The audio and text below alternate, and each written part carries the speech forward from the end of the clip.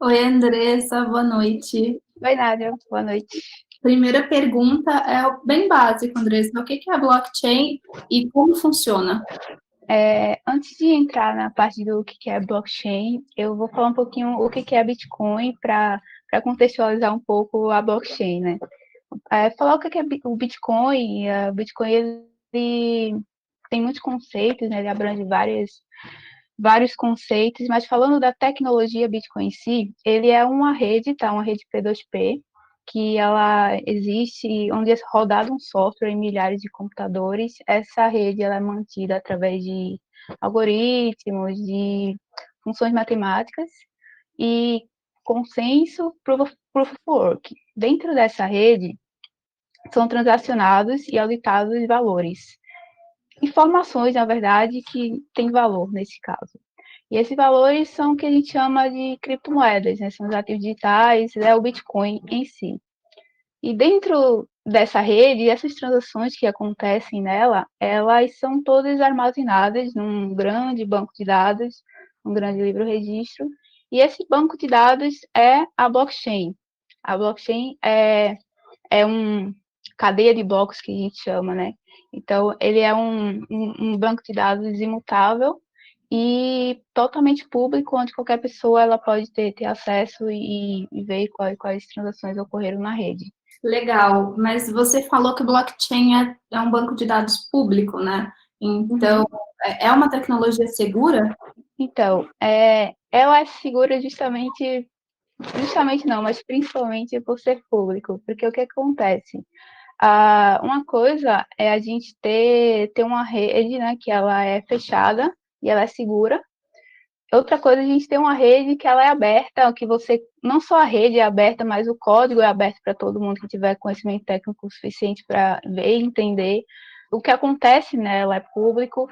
E uma coisa, a gente tem uma rede aberta desse tipo e ela ser segura. Então, ela acaba sendo muito mais resiliente, muito mais testada contra ataques, né? Então, ela acaba adquirindo uma imunidade maior.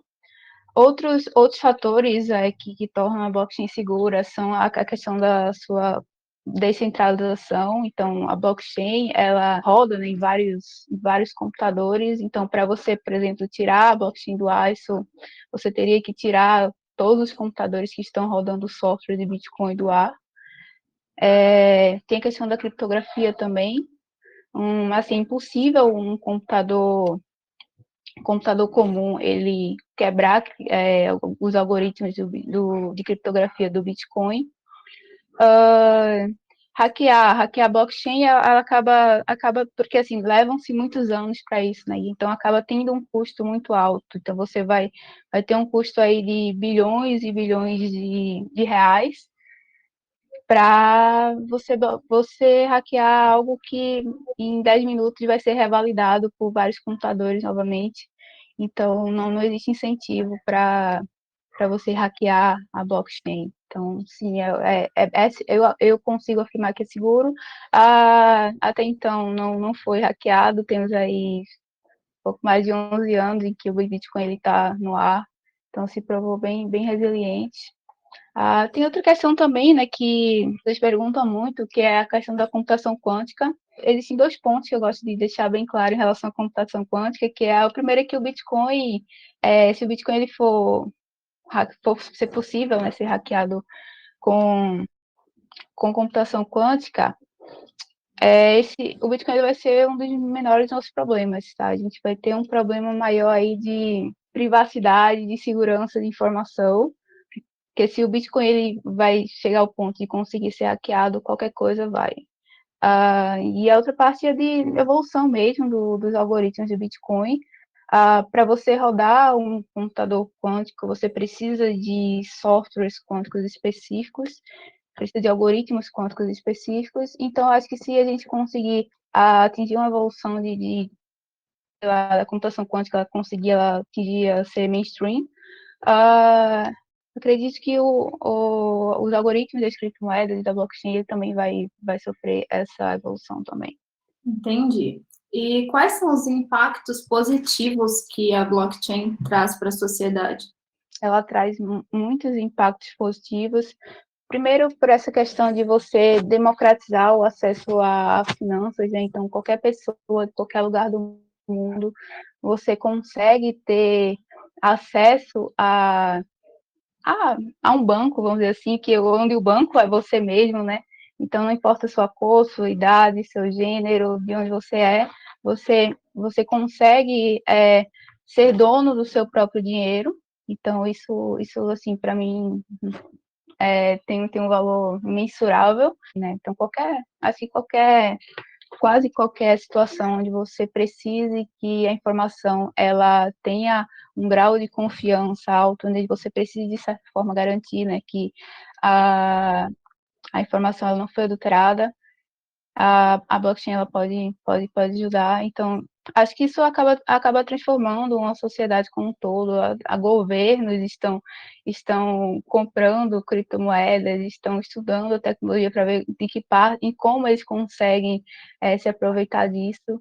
Então, eu acho que a gente vai ter um impacto bem grande aí nos próximos anos.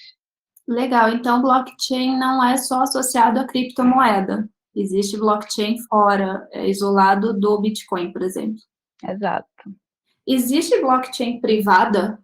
Existe blockchain privada, sim. Inclusive, isso é até um ponto até um pouco polêmico, principalmente pelas pessoas que são mais entusiastas, mais raiz, né, das criptomoedas, porque o grande diferencial, né, falando do Bitcoin específico, é que ele, pela primeira vez, você consegue ter o conceito de descentralização sem transacionar valores sem a necessidade de um intermediário. Então, você não tem um órgão centralizador, um governo, uma empresa, você vai controlar o seu dinheiro, né? E você vai controlar as informações que você é dono, onde você é dono dela.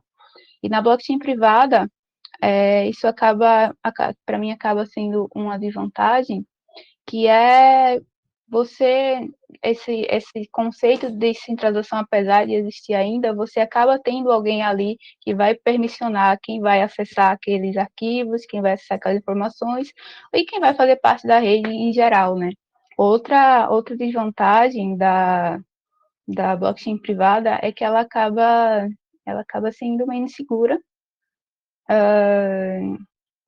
Falando da blockchain como, sei lá, como uma parede. Então, se eu tenho milhares de computadores, milhões de computadores rodando uma blockchain, e, sei lá, cada computador desse é um tijolo, e a gente tem na blockchain privada menos computadores, naturalmente ele vai ser uma blockchain menor. Então, burlar esse muro, burlar esse muro acaba sendo mais fácil, sabe? Você acaba tendo um nível de segurança um pouco menos forte. Mas assim, ainda assim, mesmo diante dessas polêmicas e diante dessas desvantagens, vamos dizer assim, a blockchain privada, ela tem suas aplicabilidades e ela acaba também mantendo alguns conceitos da blockchain, né, que é a parte de segurança, também tem a parte de descentralização, peronomútil, e ela acaba sendo mais rápida também, porque se você tem uma rede onde você precisa transacionar informação, e cada informação que é transacionada, ela é auditada por todos os participantes dela, e se você tem menos participantes, ela acaba sendo mais rápida. Você pode explicar para a gente qual é a diferença? Assim, todo mundo, muita gente, né, acha que blockchain e criptomoedas são a mesma coisa. Você consegue dar um exemplo, assim, igual você falou da parede, dos tijolinhos que são os computadores, para deixar bem claro? Acabei de inventar a metáfora. Blockchain, ela diz respeito mais à tecnologia, diz respeito mais ao banco de dados, diz respeito aonde com o Bitcoin e a criptomoeda ela está rodando. A criptomoeda, ela é essa informação que ela é trocada dentro da blockchain. Então, basicamente é esse o conceito. Blockchain é como se fosse a base e as criptomoedas é o que está um pouco acima sendo transacionado dentro desse sistema. E agora falando de criptomoeda, o que é mineração de criptomoeda? Então, a mineração, assim, falando em pouquíssimas palavras, é o processo de criar novas criptomoedas. E esse processo, na prática, ele se dá quando um dos computadores que estão rodando o software de Bitcoin, eles competem entre si para resolver um algoritmo, para resolver um problema matemático. E aí, quando um desses computadores eles conseguem resolver esse problema, ele recebe criptomoedas, recebe Bitcoin, como recompensa por ter resolvido esse problema. E aí é o que a gente fala que as criptomoedas elas são geradas, né, através da mineração, fazendo uma analogia justamente com o ouro, né, com a mineração de metais, onde são encontrados metais através da mineração. E aí existe uma dúvida, né? Porque, será que... Por que os mineradores, eles recebem por isso, sabe? Recebem por resolver um problema. Qual é o sentido disso? É um joguinho? É o que? Isso é divertido? Então, não é isso que acontece. Quando o minerador, computador, né? Ele resolve esse problema matemático, ele acaba sendo responsável por um bloco dentro da blockchain cadeia de blocos. E aí, nesse bloco, ele vai inserir transações, vai auditar elas, validar, e vai transmitir para a rede. Então, ele acaba sendo responsável por aquela informação, por fazer esse processo, ele acaba recebendo essa recompensa, que é o que a gente chama de proof of work, né? Prova de trabalho. E aí, todos os computadores precisam concordar com... Ele é que começa com essa validação, mas todos os computadores da rede também precisam concordar que aquele bloco, aquelas transações, elas são válidas. E é o que a gente chama de consenso. Mais ou menos isso, assim como funciona o processo de mineração. Como é o mercado de bitcoins, ou o mercado de criptomoeda no geral, aqui no Brasil? Ele é pequeno, mas não muito, porque o que acontece? O mercado, se for comparado, né, com outros mercados de outros países, ele é bem menor, mas ainda assim ele é bem grande. Se você for ver, se a gente for pegar, por exemplo, os 5 maiores corretores de Bitcoin brasileiras, elas transacionaram só hoje quase 700 Bitcoins. Então, isso dá muita grana. Um Bitcoin aí está valendo R$ 100.000. Então, você tem aí seus 700 milhões de reais por dia, em média, só aqui no Brasil. Então, é um mercado grande, significativo, mas ainda comparado a outros países é pequeno, tá? Aqui no Brasil, a gente, falando mais de mercado mesmo, falando de empresas, a gente tem muita corretora, né? Só que nesse CoinTrade Monitor a gente tem 30 corretoras, mas ainda tem mais algumas. E o mercado acaba se resumindo a isso, a ter corretoras, ter empresas onde você vai comprar e vender Bitcoin. Mas a gente tem muito projeto legal também acerca de blockchains. Tem bancos, né? Itaú, por exemplo, já utiliza a tecnologia blockchain de forma experimental, mas utiliza. A gente tem um projeto também aqui chamado, que ele não está mais aqui no Brasil, mas começou aqui no Brasil, foi feito por um brasileiro, que é da Original Mai. Recentemente, até tivemos os testes, né, da eleição via online, e foi essa empresa que participou, foi uma empresa que trabalha com autenticação de documentos via blockchain. Então, é uma empresa que começou aqui no Brasil. Na própria Nox, onde eu trabalho, a gente tenta também trazer um pouco de... sair um pouco do comum, sair um pouco do usual. Então, a gente tenta trazer investimentos estratégias, né, de investimentos que já existem hoje no mercado financeiro tradicional, a gente traz para criptomoedas, porque é um mercado assim onde as possibilidades elas são infinitas, e a gente tem um acesso maior, uma democratização maior das pessoas. Então, é isso. Acho que é um mercado que está em constante crescimento. É um mercado que está cada dia muito mais significativo, mas tem uma estrada grande aí para percorrer. Tá bom, voltando para o blockchain um pouquinho. conta pra gente o que que você acha que a gente pode esperar do blockchain a curto e a longo prazo. A curto prazo, eu acho que a gente está, assim, é muito. A curto prazo, basicamente, o que a gente tem hoje, tá? São projetos de experimentais nesse meio, tanto de questão de como eu vou transacionar informações de forma segura, então isso acaba tendo aplicabilidade em vários campos. É, vai ter muito essa questão de Bitcoin como ativo digital, como ativo financeiro, ela acaba sendo mais forte do que Bitcoin como tecnologia a curto prazo. É, existe muita especulação em cima, existe muita expectativa, mas o Bitcoin. Porque assim, eu costumo falar que o Bitcoin, a gente está num período que é equivalente a 1980 lá em relação à internet. Então, ninguém em 1980 iria imaginar que a internet seria do jeito que é hoje, sabe? A gente está num ponto que a gente está experimentando, a gente está vendo as possibilidades, está estudando, está criando projetos em cima disso, mas a verdade é que, por mais que exista, pelo menos para mim, existe uma certeza, né, que a blockchain ela vai mudar o modo como a gente lida com muita coisa, e principalmente com as finanças, mas que existe essa certeza, assim, do meu lado e do lado de muita e muita gente cada vez mais.